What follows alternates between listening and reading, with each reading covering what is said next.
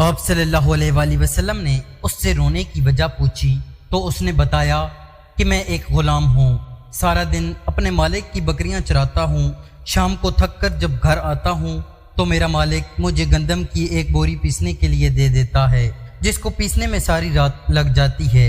میں اپنی قسمت پر رو رہا ہوں کہ میری بھی کیا قسمت ہے، میں بھی تو ایک گوشت پوست کا انسان ہوں، میرا جسم بھی آرام مانگتا ہے، مجھے بھی نیند ستاتی ہے، لیکن میرے مالک کو مجھ پر ذرا بھی ترس نہیں آتا۔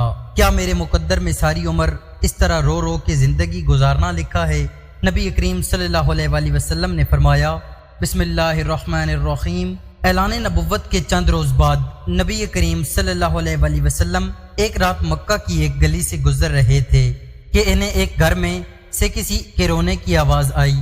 آواز میں اتنا درد تھا کہ آپ صلی اللہ علیہ وآلہ وسلم بے اختیار اس گھر میں داخل ہو گئے۔ دیکھا تو ایک نوجوان جو کہ حبشہ کا معلوم ہوتا ہے چکی پیس رہا ہے اور زاروں قطار رو رہا ہے۔ آپ صلی اللہ علیہ وآلہ وسلم نے اس سے رونے کی وجہ پوچھی تو اس نے بتایا کہ میں ایک غلام ہوں، سارا دن اپنے مالک کی بکریاں چراتا ہوں، شام کو تھک کر جب گھر آتا ہوں تو میرا مالک مجھے گندم کی ایک بوری پیسنے کے لیے دے دیتا ہے، جس کو پیسنے میں ساری رات لگ جاتی ہے۔ میں اپنی قسمت پر رو رہا ہوں کہ میری بھی کیا قسمت ہے، میں بھی تو ایک گوشت پوست کا انسان ہوں، میرا جسم بھی آرام مانگتا ہے، مجھے بھی نیند ستاتی ہے، لیکن میرے مالک کو مجھ پر ذرا بھی ترس نہیں آتا۔ کیا میرے مقدر میں ساری عمر اس طرح رو رو کے زندگی گزارنا لکھا ہے؟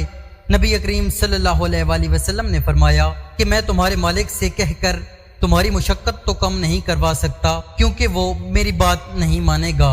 ہاں، میں تمہاری تھوڑی مدد کر سکتا ہوں کہ تم سو جاؤ اور میں تمہاری جگہ پر چکی پیستا ہوں۔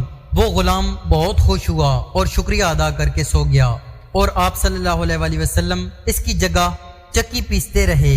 جب گندم ختم ہو گئی تو آپ صلی اللہ علیہ وآلہ وسلم اسے جگائے بغیر واپس تشریف لے آئے۔ دوسرے دن پھر آپ صلی اللہ علیہ وآلہ وسلم تشریف لے گئے اور اس غلام کو سلا کر اس کی جگہ چکی پیستے رہے۔ تیسرے دن بھی یہی ماجرا ہوا کہ آپ صلی اللہ علیہ وآلہ وسلم اس غلام کی جگہ ساری رات چکی پیستے اور صبح کو خاموشی سے اپنے گھر تشریف لے آتے۔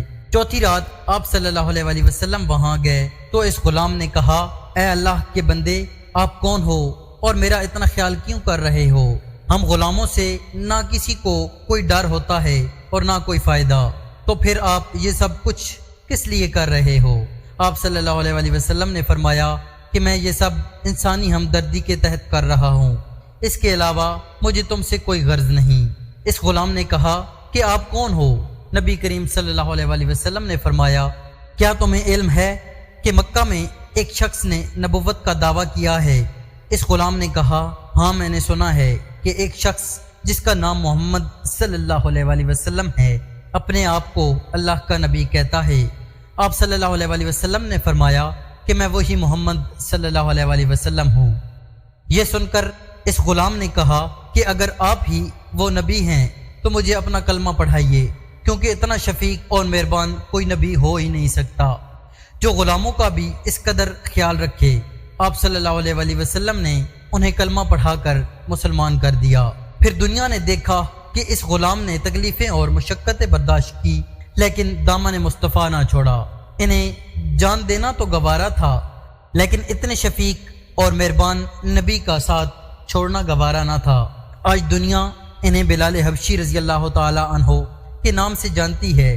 نبی کریم صلی اللہ علیہ وآلہ وسلم کی ہمدردی اور محبت نے انہیں آپ صلی اللہ علیہ وآلہ وسلم کا بلوس غلام بنا کر رہتی دنیا تک مثال بنا دیا۔